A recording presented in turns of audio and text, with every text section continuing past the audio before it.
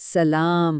آج کے اس ایکسپلینر میں ہم ایک بہت ہی دلچسپ اور ضروری ٹاپک پر بات کرنے والے ہیں، لائف کی ٹربل شوٹنگ، یعنی زندگی کی الجھنوں اور روزمرہ کے مسائل کو کیسے ہینڈل کیا جائے۔ ہم میں سے کون ہے جو آئے دن چھوٹی چھوٹی باتوں پر پریشان نہیں ہوتا؟ تو آج ہم ماڈرن دور کی اس گھبراہٹ سے نکل کر ایک روحانی اور پریکٹیکل اپروچ کی طرف جانے کا طریقہ سیکھیں گے۔ ہمارا فوکس اس بات پر ہوگا کہ ہم ایک سولوشن اورینٹڈ مائنڈ سیٹ کیسے بنا سکتے ہیں۔ اب سب سے پہلا سوال تو ذہن میں یہی آتا ہے کہ آخر چھوٹے چھوٹے مسائل ہمیں اتنے بڑے اور خوفناک کیوں لگتے ہیں؟ سچ پوچھیں تو آج کل کی اس تیز رفتار زندگی نے اور ہر چھوٹی بات کے لیے فوراً انٹرنیٹ پر سرچ کرنے کی عادت نے ہمیں ایک عجیب سی بے چینی میں مبتلا کر دیا ہے۔ مثال کے طور پر اگر گلے میں ہلکی سی سوجن ہو اور ہم فوراً اسے گوگل کرنے بیٹھ جائیں تو انسان کینسر جیسی بڑی بیماریوں کے خوف میں مبتلا ہو جاتا ہے، جبکہ حقیقت میں وہ محض ایک معمولی سا انفیکشن ہوتا ہے۔ اس کلچر نے ہمیں غیر ضروری پریشانیوں کے ایک ایسے جال میں پھنسا دیا ہے جس سے نکلنا بہت ضروری ہے۔ تو اس ایکسپلینر میں ہمارا ایجنڈا کچھ یوں رہے گا۔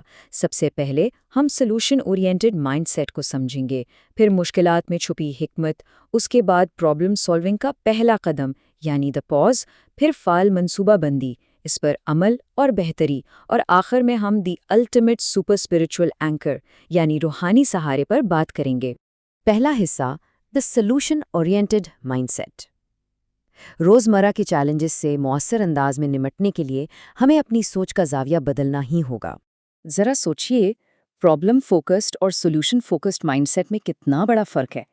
ایک طرف وہ سوچ ہے جہاں سارا زور بس شکایتیں کرنے، ماضی کی باتوں میں الجھے رہنے اور دوسروں کے بے جا بوجھ اٹھانے پر ہوتا ہے۔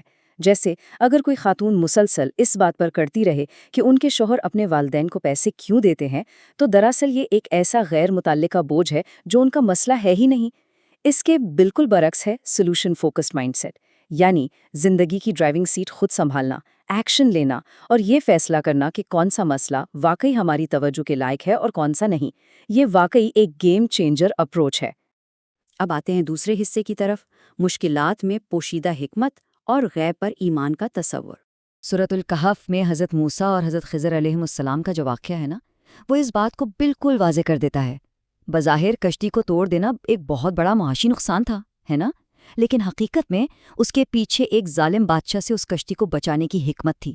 اسی طرح ایک لڑکے کی جان کا جانا بظاہر ایک ناقابل برداشت صدمہ لگتا ہے، لیکن اس کے پیچھے دراصل اس کے والدین کے ایمان کی حفاظت چھپی تھی، اور وہ بغیر اجرت کے گرتی ہوئی دیوار کو سیدھا کرنا، وہ یتیم بچوں کے خزانے کو محفوظ رکھنے کے لیے تھا۔ تو پوائنٹ یہ ہے کہ جو چیز بظاہر ایک بہت بڑا نقصان یا ٹریجڈی نظر آتی ہے، وہ درحقیقت کسی بہت بڑی پوشیدہ خیر اور حفاظت کا ذریعہ ہو سکتی ہے۔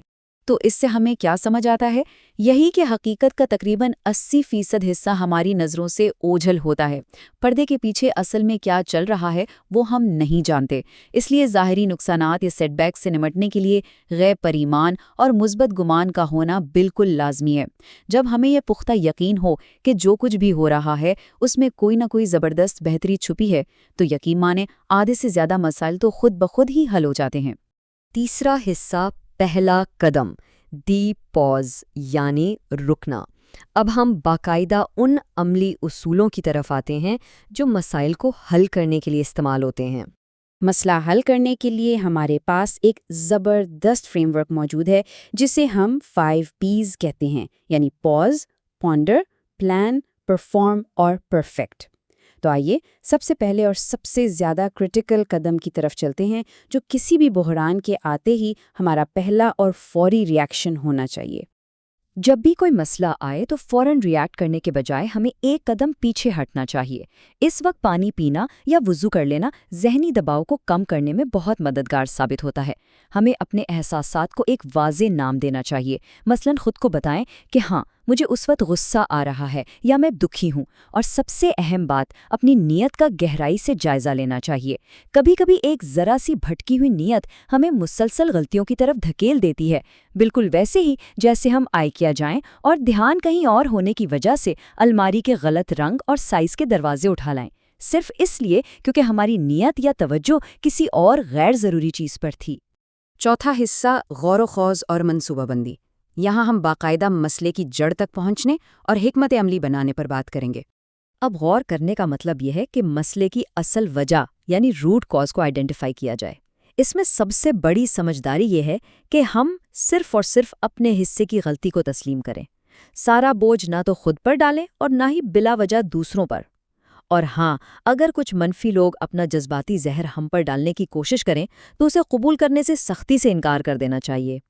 اس کے ساتھ ساتھ ہمیشہ اپنے ترجیحی دائروں یعنی پرائیورٹی سرکلز کا جائزہ لیتے رہنا چاہیے کہ اس وقت واقعی کیا چیز ہمارے لیے اہم ہے۔ یہ ایک بہت مشہور اور بالکل سچی بات ہے کہ ایک درست طور پر بیان کیا گیا مسئلہ آدھا حل شدہ ہوتا ہے۔ دماغ کے اندر ہی اندر سوچتے رہنے اور اوور تھنکنگ کی لوپ میں پھنسنے کے بجائے اپنے مسئلے اور اس کے ممکنہ حل کو کاغذ قلم لے کر باقاعدہ لکھنا بے حد ضروری ہے۔ جیسے ہی ہم چیزوں کو لکھتے ہیں، الجھنیں خود بخود سلجھنے لگتی ہیں اور حقیقت پسندانہ حل ہمارے سامنے آ جاتے ہیں۔ 5واں حصہ عمل، بہتری اور درگزر۔ منصوبہ بندی کے بعد اب باری آتی ہے اس پر عمل کرنے اور پھر اسے مزید بہتر بنانے کی۔ کسی بھی پلان پر عمل کرنے کے لیے بہت ضروری ہے کہ ہم حقیقت پسندانہ ڈیڈ لائن سیٹ کریں، بڑے اور مشکل کاموں کو چھوٹے چھوٹے اور آسان حصوں میں بانٹ لیں۔ مثال کے طور پر اگر ہمارا پورا کمرہ بکھرا پڑا ہے تو ایک ہی بار میں پرفیکشن لانے کے بجائے پہلے صرف میز اور شیلف کی سطح کو صاف رکھنے کا ٹارگٹ سیٹ کریں۔ فوری طور پر کمال کی توقع رکھنے کے بجائے اپنے کام کی پروگریس کا جائزہ لیں اور خود پر گہری شفقت اور نرمی سے کام لیں۔ اور ہمیشہ یاد رکھیں کہ غلطی کرنا بالکل نارمل بات ہے۔ اگر کسی عادت کو بدلنے کے دوران ہم سے کوئی غلطی ہو جائے یا جلدی میں کسی بچے پر غصہ آ جائے تو اس پر مسلسل خود کو کوستے رہنے کی کوئی ضرورت نہیں ہے، بلکہ فوراً اپنی غلطی کو سدھاریں، معافی مانگیں، خود کو بھی معاف کریں اور آگے بڑھیں۔ مستقل احساس جرم میں مبتلا رہنا کسی بھی مسئلے کا حل نہیں ہو سکتا۔ چھٹا اور آخری حصہ، دی الٹیمیٹ اسپرچول اینکر۔ آئیے اب ان تمام پریکٹیکل سٹیپس کو اس عظیم و شان روحانی نقطۂ نظر کے ساتھ جوڑتے ہیں جو اس پورے فریم ورک کی بنیاد ہے۔ ہماری روزمرہ کی ہر ایک پریشانی کے لیے، چاہے وہ صحت کے حوالے سے ہو، پیسوں کی ہو، کوئی دکھ ہو، نیند کا مسئلہ ہو یا پھر سفر کا خوف، ہر چیز کے لیے دعاؤں کا ایک بہت ہی وسیع اور طاقتور خزانہ ہمارے پاس موجود ہے۔ حضرت یونس علیہ السلام کی وہ دعا جو انہوں نے مچھلی کے پیٹ میں مانگی تھی، وہ ہر شدید مشکل اور گھبراہٹ سے نکالنے کا ایک بہترین اور آزمودہ روحانی ہتھیار ہے۔ ہمیں اس بات پر مکمل یقین رکھنا چاہیے کہ ہر صورتحال کے لیے ہمارے پاس روحانی ٹولز موجود ہیں۔ یہاں آخرت کا لینز یا زاویہ نگاہ انتہائی اہمیت کا حامل ہے۔ جب ہم زندگی کے چھوٹے موٹے گھریلو یا سماجی جھگڑوں کو آخرت کے بڑے پیمانے پر رکھ کے دیکھتے ہیں تو یقین مانیں وہ اچانک بہت ہی چھوٹے اور غیر اہم لگنے لگتے ہیں۔ جب ہماری اصل فکر اپنے دل کو پاک رکھنے اور اگلی دنیا کی کامیابی کی بن جاتی ہے تو روزمرہ کی یہ معمولی باتیں اپنا سارا وزن کھو دیتی ہیں۔ اور اس ایکسپلینر کا اختتام ہم اشفاق احمد صاحب کے ایک نہایت ہی شاندار اور گہرے اقتباس پر کرتے ہیں۔ یا اللہ، ہم سب کے لیے آسانیاں پیدا فرما اور ہمیں دوسروں کے لیے آسانیاں پیدا کرنے کی توفیق عطا فرما۔ یہ دعا ہمیں یہ سوچنے پر مجبور کرتی ہے کہ جب ہم دوسروں کی زندگیوں میں آسانی لانے کی کوشش کرتے ہیں تو اللہ ہماری زندگی کی مشکلوں کو بھی خود بخود حل کر دیتا ہے۔